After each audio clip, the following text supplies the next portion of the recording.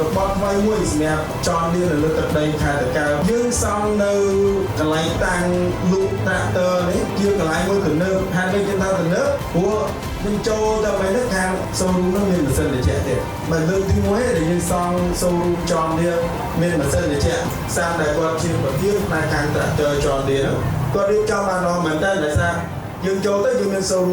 ដែលមានម៉ាស៊ីនជាក់មិនហ្នឹងជាប់ហ្នឹងមានឃ្លាំងគ្រឿងបន្លាស់តែម្ដងកម្មវិធី